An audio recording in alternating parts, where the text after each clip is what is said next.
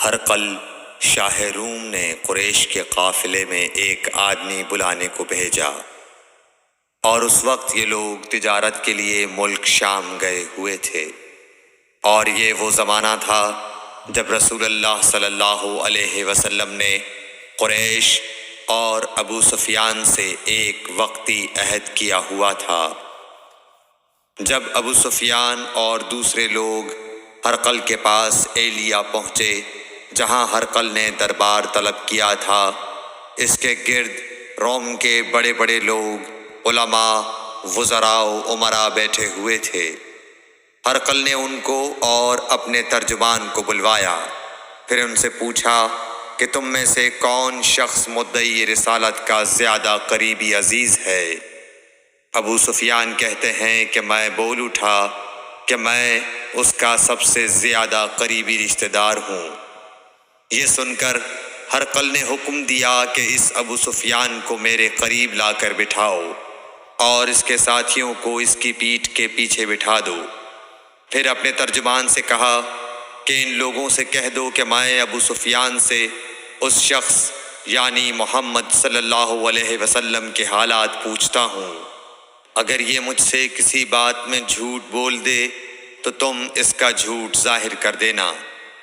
ابو سفیان کا قول ہے کہ خدا کی قسم، اگر مجھے یہ غیرت نہ آتی کہ یہ لوگ مجھ کو جھٹلائیں گے تو میں آپ صلی اللہ علیہ وسلم کی نسبت ضرور غلط گوئی سے کام لیتا۔ خیر، پہلی بات جو ہرقل نے مجھ سے پوچھی وہ یہ کہ اس شخص کا خاندان تم لوگوں میں کیسا ہے؟ میں نے کہا وہ تو بڑے اونچے عالی نسب والے ہیں۔ کہنے لگا اس سے پہلے بھی کسی نے تم لوگوں میں ایسی بات کہی تھی؟ میں نے کہا نہیں۔ کہنے لگا اچھا اس کے بڑوں میں کوئی بادشاہ ہوا ہے؟ میں نے کہا نہیں۔ پھر اس نے کہا بڑے لوگوں نے اس کی پیروی اختیار کی ہے یا کمزوروں نے؟ میں نے کہا نہیں، کمزوروں نے۔ پھر کہنے لگا اس کے تابع دار روز بڑھتے جاتے ہیں یا کوئی ساتھی پھر بھی جاتا ہے؟ میں نے کہا نہیں۔ کہنے لگا کیا اپنے اس دعویٰ نبوت سے پہلے کبھی کسی بھی موقع پر اس نے جھوٹ بولا ہے؟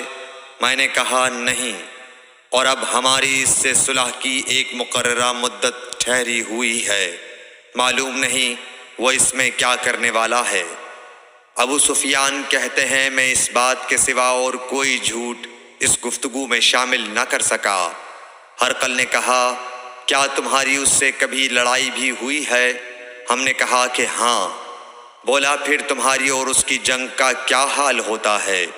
میں نے کہا لڑائی ڈول کی طرح ہے، کبھی وہ ہم سے میدان جنگ جیت لیتے ہیں اور کبھی ہم ان سے جیت لیتے ہیں۔ ہرقل نے پوچھا وہ تمہیں کس بات کا حکم دیتا ہے؟ میں نے کہا وہ کہتا ہے کہ صرف ایک اللہ ہی کی عبادت کرو، اس کا کسی کو شریک نہ بناؤ، اور اپنے باپ دادا کی شرک کی باتیں چھوڑ دو، اور ہمیں نماز پڑھنے، سچ بولنے، پرہیزگاری اور صلہ رحمی کا حکم دیتا ہے۔ یہ سب سن کر پھر ہرقل نے اپنے ترجمان سے کہا کہ ابو سفیان سے کہہ دے کہ میں نے تم سے اس کا نسب پوچھا تو تم نے کہا کہ وہ ہم سے عالی نسب ہے، اور پیغمبر اپنی قوم میں عالی نسب ہی بھیجے جایا کرتے ہیں۔ میں نے تم سے پوچھا کہ دعویٰ نبوت کی یہ بات تمہارے اندر اس سے پہلے کسی اور نے بھی کہی تھی تو تم نے جواب دیا کہ نہیں۔ تب میں نے اپنے دل میں کہا کہ اگر یہ بات اس سے پہلے کسی اور نے کہی ہوتی تو میں سمجھتا کہ اس شخص نے بھی اسی بات کی تقلید کی ہے جو پہلے کہی جا چکی ہے۔ میں نے تم سے پوچھا کہ اس کے بڑوں میں کوئی بادشاہ بھی گزرا ہے تو تم نے کہا کہ نہیں۔ تو میں نے دل میں کہا کہ ان کے بزرگوں میں سے کوئی بادشاہ ہوا ہوگا تو کہہ دوں گا کہ وہ شخص اس بہانے اپنے آباء و اجداد کی بادشاہت اور ان کا ملک دوبارہ حاصل کرنا چاہتا ہے۔ اور میں نے تم سے پوچھا کہ اس بات کے کہنے یعنی پیغمبری کا دعویٰ کرنے سے پہلے تم نے کبھی اس کو دروغ گوئی کا الزام لگایا ہے؟ تم نے کہا کہ نہیں۔ تو میں نے سمجھ لیا کہ جو شخص آدمیوں کے ساتھ دروغ گوئی سے بچے وہ اللہ کے بارے میں کیسے جھوٹی بات کہہ سکتا ہے۔ اور میں نے تم سے پوچھا کہ بڑے لوگ اس کے پیرو ہوتے ہیں یا کمزور آدمی؟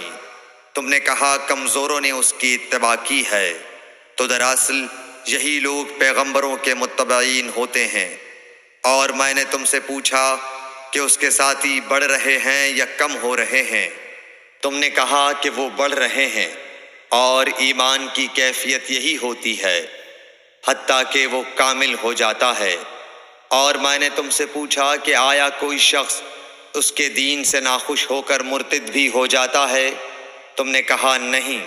تو ایمان کی خاصیت بھی یہی ہے، جن کے دلوں میں اس کی مسرت رچ بس جائے وہ اس سے لوٹا نہیں کرتے۔ اور میں نے تم سے پوچھا کہ آیا وہ کبھی عہد شکنی کرتے ہیں؟ تم نے کہا نہیں۔ پیغمبروں کا یہی حال ہوتا ہے، وہ عہد کی خلاف ورزی نہیں کرتے۔ اور میں نے تم سے کہا کہ وہ تم سے کس چیز کے لیے کہتے ہیں؟ تم نے کہا کہ وہ ہمیں حکم دیتے ہیں کہ اللہ کی عبادت کرو، اس کے ساتھ کسی کو شریک نہ ٹھہراؤ، اور تمہیں بتوں کی پرستش سے روکتے ہیں، سچ بولنے اور پرہیزگاری کا حکم دیتے ہیں۔ لہٰذا اگر یہ باتیں جو تم کہہ رہے ہو سچ ہیں تو ان قریب وہ اس جگہ کا مالک ہو جائے گا کہ جہاں میرے یہ دونوں پاؤں ہیں۔ مجھے معلوم تھا کہ وہ پیغمبر آنے والا ہے، مگر مجھے یہ معلوم نہیں تھا کہ وہ تمہارے اندر ہوگا۔ اگر میں جانتا کہ اس تک پہنچ سکوں گا تو اس سے ملنے کے لیے ہر تکلیف گوارا کرتا۔ اگر میں اس کے پاس ہوتا تو اس کے پاؤں دھوتا۔ ہرقل نے رسول اللہ صلی اللہ علیہ وسلم کا وہ خط منگایا جو آپ نے وحیہ کلبی رضی اللہ تعالیٰ عنہ کے ذریعے حاکم بصرہ کے پاس بھیجا تھا، اور اس نے وہ ہرقل کے پاس بھیج دیا تھا۔ پھر اس کو پڑھا تو اس میں لکھا تھا، اللہ کے نام کے ساتھ جو نہایت مہربان اور رحم والا ہے۔ اللہ کے بندے اور اس کے پیغمبر محمد صلی اللہ علیہ وسلم کی طرف سے یہ خط ہے شاہ روم کے لیے۔ اس شخص پر سلام ہو جو ہدایت کی پیروی کرے۔ اس کے بعد میں آپ کے سامنے دعوت اسلام پیش کرتا ہوں۔ اگر آپ اسلام لے آئیں گے تو دین و دنیا میں سلامتی نصیب ہوگی، اللہ آپ کو دوہرا ثواب دے گا، اور اگر آپ میری دعوت سے روگردانی کریں گے تو آپ کی رعایا کا گناہ بھی آپ ہی پر ہوگا۔ اور اے اہل کتاب، ایک ایسی بات پر آ جاؤ جو ہمارے اور تمہارے درمیان یکساں ہے، وہ یہ کہ ہم اللہ کے سوا کسی کی عبادت نہ کریں اور کسی کو اس کا شریک نہ ٹھہرائیں، اور نہ ہم میں سے کوئی کسی کو خدا کے سوا اپنا رب بنائے۔ پھر اگر وہ اہل کتاب اس کتاب سے منہ پھیر لیں تو مسلمانوں، تم ان سے کہہ دو کہ تم مانو یا نہ مانو، ہم ایک خدا کے اطاعت گزار ہیں۔ ابو سفیان کہتے ہیں، جب ہرقل نے جو کچھ کہنا تھا کہہ دیا اور خط پڑھ کر فارغ ہوا تو اس کے ارد گرد بہت شور و غوغا ہوا، بہت سی آوازیں اٹھیں اور ہمیں باہر نکال دیا گیا۔ تب میں نے اپنے ساتھیوں سے کہا کہ ابو کبشہ کے بیٹے حضرت صلی اللہ علیہ وسلم کا معاملہ تو بہت بڑھ گیا۔ دیکھو تو اس سے بنی اصفر روم کا بادشاہ بھی ڈرتا ہے۔ مجھے اس وقت سے اس بات کا یقین ہو گیا کہ حضور صلی اللہ علیہ وسلم ان قریب غالب ہو کر رہیں گے، حتیٰ کہ اللہ نے مجھے مسلمان کر دیا۔ راوی کا بیان ہے کہ ابن ناطور ایلیا کا حاکم ہرقل کا مصاحب اور شام کے نصارہ کا لاٹ پادری بیان کرتا تھا کہ ہرقل جب ایلیا آیا ایک دن صبح کو پریشان اٹھا تو اس کے درباریوں نے دریافت کیا کہ آج ہم آپ کی حالت بدلی ہوئی پاتے ہیں، کیا وجہ ہے؟ ابن ناطور کا بیان ہے کہ ہرقل نجومی تھا، علم نجوم میں وہ پوری مہارت رکھتا تھا۔ اس نے اپنے ہم نشینوں کو بتایا کہ میں نے آج رات ستاروں پر نظر ڈالی تو دیکھا کہ ختنہ کرنے والوں کا بادشاہ ہمارے ملک پر غالب آ گیا ہے۔ بھلا اس زمانے میں کون لوگ ختنہ کرتے ہیں؟ انہوں نے کہا کہ یہود کے سوا کوئی ختنہ نہیں کرتا، سو ان کی وجہ سے پریشان نہ ہوں۔ سلطنت کے تمام شہروں میں یہ حکم لکھ بھیجیے کہ وہاں جتنے یہودی ہوں سب قتل کر دیے جائیں۔ وہ لوگ انہی باتوں میں مشغول تھے کہ ہرقل کے پاس ایک آدمی لایا گیا جسے شاہ غسان نے بھیجا تھا۔ اس نے رسول اللہ صلی اللہ علیہ وسلم کے حالات بیان کیے۔ جب ہرقل نے سارے حالات سن لیے تو کہا کہ جا کر دیکھو وہ ختنہ کیے ہوئے ہے یا نہیں۔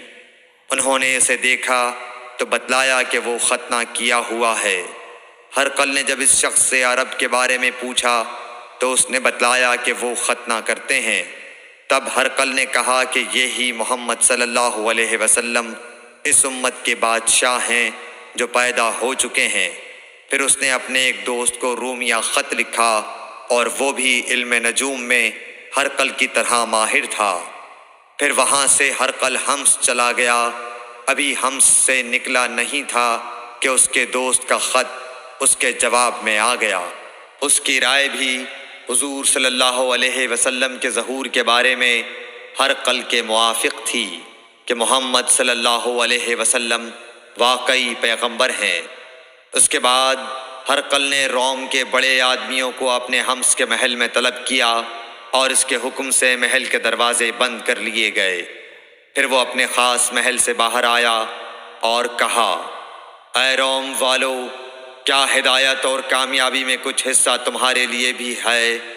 اگر تم اپنی سلطنت کی بقا چاہتے ہو تو پھر اس نبی صلی اللہ علیہ وسلم کی بیعت کر لو اور مسلمان ہو جاؤ۔ یہ سننا تھا کہ پھر لوگ وحشی گدھوں کی طرح دروازوں کی طرف دوڑے مگر انہیں بند پایا۔ آخر جب ہرقل نے اس بات سے ان کی یہ نفرت دیکھی اور ان کے ایمان لانے سے مایوس ہو گیا تو کہنے لگا کہ ان لوگوں کو میرے پاس لاؤ۔ جب وہ دوبارہ آئے تو اس نے کہا، میں نے جو بات کہی تھی اس سے تمہاری دینی پختگی کی آزمائش مقصود تھی، سو وہ میں نے دیکھ لی۔ تب یہ بات سن کر وہ سب کے سب اس کے سامنے سجدے میں گر پڑے اور اس سے خوش ہو گئے۔ بالآخر ہرقل کی آخری حالت یہی رہی۔ صحیح بخاری حدیث نمبر 7۔